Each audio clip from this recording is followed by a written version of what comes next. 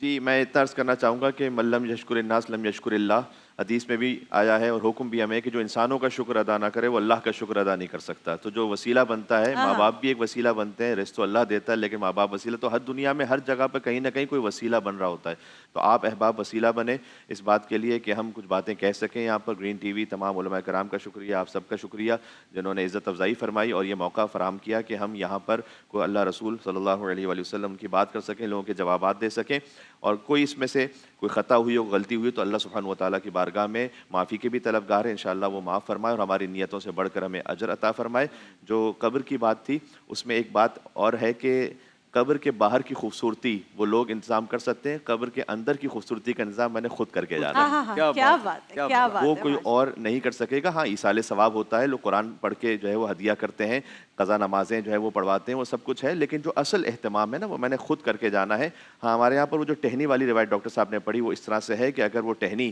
اس پہ لگا دی جائے یا کفن میں رکھی جائے تو جب تک کہ وہ سرسبز رہتی ہے تو اس پر اس کا بالکل صحیح عذاب دور ہو جاتا ہے، یا پانی ڈالنا، پانی ڈالنے کے لیے بھی ہے کہ صحیح جب تک وہ پانی رہتا ہے تو جب قبر جائیں آپ قبرستان تو وہاں پر سورہ انا انزلنا کی بھی تلاوت کریں اور پانی ڈال دیا کریں۔ اس کا ایک اثر وزید دنیا کا اثر یہ بھی ہوتا ہے کہ اللہ آپ کے دل سے بھی دنیا کی محبت کو کیا نکال بات دیتا ہے، ہے۔ بالکل تو ٹھیک، وہاں پر کیونکہ ہمارا اصل مقام وہ ہے، جب ہم قبرستان جاتے ہیں نا، وہ بہلول اکثر قبرستان بیٹھا کرتے تھے تو اس وقت کے بادشاہ نے کہا کہ تم شہر کیوں نہیں آتے، قبرستان کیوں بیٹھتے ہو؟ تو انہوں نے جواب دیا کہ تم عجیب بات کر رہے ہو، سارا شہر تو آہستہ آہستہ اٹھ کے یہاں پر آ رہا ہاں ہاں ہے، ہاں ون ہاں بائی ہاں، ون تو سب کیا یہاں پر بات آ ہے، رہے ہیں، کیا تم مجھ سے بات کہہ ہے، رہے ہو کہ میں یہاں سے وہاں جاؤں، اور دیکھو کتنے اچھے لوگ ہیں، اب نہ ایک دوسرے کی غیبت کرتے ہیں، نہ ایک دوسرے کے لیے حسد کیا کرتے ہیں، وہ نہ ایک دوسرے بہترین پر جگہ ہے، تہمت لگاتے ہیں، ہر ایک کو اپنی پڑی ہے کہ بھائی میرے ساتھ کیا ہونے واہ، والا ہے۔ تو واہ، کاش دنیا میں حساب کر کے چلے جائیں، ایک دوسرے سے حسد کینہ بہترین، یہ سب کچھ جو ہے وہ چھوڑ دیں زبردست انشاءاللہ، بات ہے، ماشاء اور انشاءاللہ سے درگزر کرنا سیکھیں۔ اگر 1 منٹ ہے تو میں ایک آخری بات اور جی عرض کر دوں، فقط یہاں کے لیے نہیں، ویسے ہی دیکھیں ہمیں بھی شاید من حیث العلماء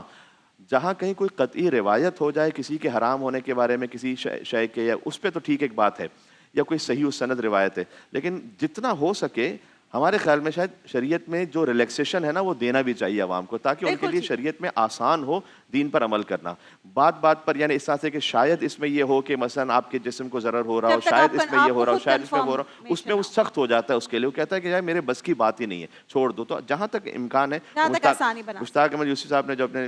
ناول میں لکھا کہ کھانے پینے کی جتنی اچھی چیزیں ہیں وہ آدھی ڈاکٹروں نے حرام کی اور آدھی مولویوں نے حرام کی، تو کہیں نہ کہیں اگر آپ کے پاس گنجائش ہو تو اس پہ بالکل جواز ٹھیک، دے دینا چاہیے، تاکہ لوگوں کے لیے شریعت پہ عمل کرنا آسان ہو اس جائے۔ لیے ہم آخری نے بات آپ چاروں کو یہاں پر بلایا کہ جو بھی باتیں ہوئی ہیں، and we are very honoured کہ آپ لوگوں نے وقت نکالا۔